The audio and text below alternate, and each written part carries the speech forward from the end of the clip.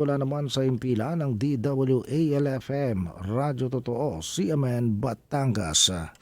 CNN Live Nationwide. Renz Belda, magandang araw sa iyo. Magandang umaga riyan, magandang umaga Pilipinas.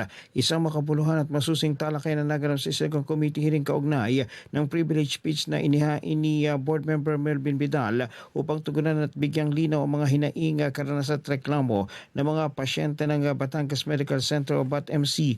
Layunin ng pagdinig na mapakinggan at masuri ang mga isyong may kinalaman sa kalidad ng serbisyong pangkalusugan na ibibigay sa publiko lalo tigit sa mamamayang Batanggenyo.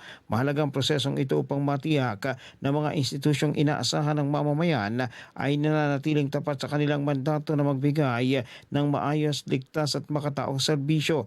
Ang BAT-MC bilang isang regional hospital na matatagpuan sa lalawigan ng Batangas at sumasailalim sa isang use of rock agreement kung saan pinapahintulutan ng pamahalang panlalawigan ang paggamit ng bahagi ng lupain na pag-aari nito. Dahil dito mas lalong binibigyang diin ang pananagutan ng mga kinaukulan na tiyakin na ang nasabing pasilidad ay napapakinabangan ng tama at naayon sa kapakanan ng publiko. Sa pagdinig binigyang pansin hindi lamang ang mga aligasyon kundi pati na rin ang mga posibleng hakbang upang maiwasan ang pag-ulit ng mga kahalintulad na sitwasyon.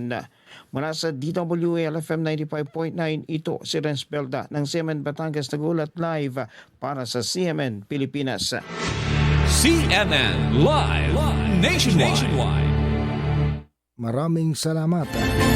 Renz Belda mula po naman sa impinan ng DWALFM, Radyo Totoo, CMN Batangas.